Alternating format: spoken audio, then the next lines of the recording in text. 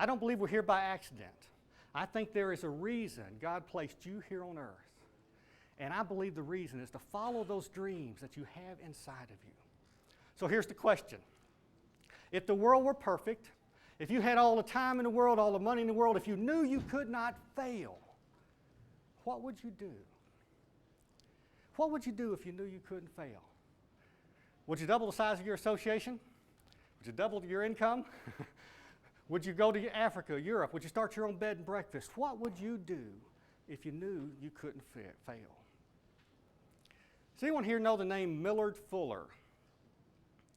No one knows his name. He's an anonymous American, isn't he?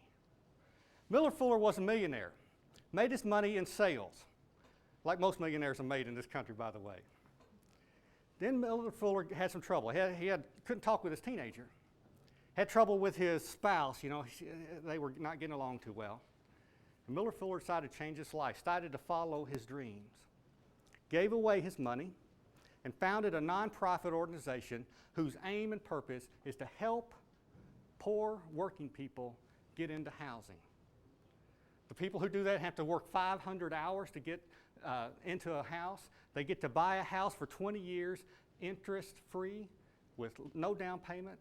And they have to make the payments for 20 years. Do you know his name now? Millard Fuller was the founder of Habitat for Humanity. One man, one anonymous American, following his dreams to make a difference in this world. And the same is true with you. You and I can follow our dreams. What would you do if you knew you couldn't fail? A couple of things about following your dreams. First of all, we need to start dreaming higher. It was Ben Franklin who said that most men and women die by the age of 25 because they stop dreaming.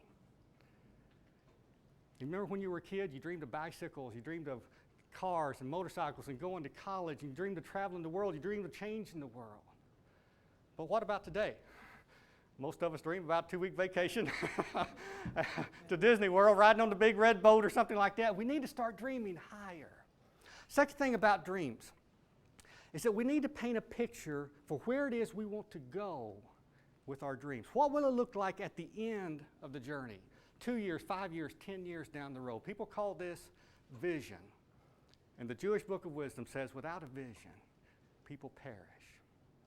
Third thing about dreams is that you need to have a strategy for getting there. Now, most speakers will tell you about strategy. You got to know about computers and money and people to help you get there.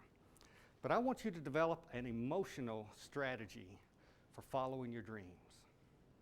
You see, as psychologists, we know that light reflects off of objects and comes into our heads, but has no meaning until we attach our emotions, our connections to it. By the way, that's the reason a lot of folks have trouble with losing weight. They're more emotionally connected to food than they are to a certain weight. Did anyone here set a New Year's resolution for losing weight and had trouble keeping it? What would you do if you knew you couldn't fail? Follow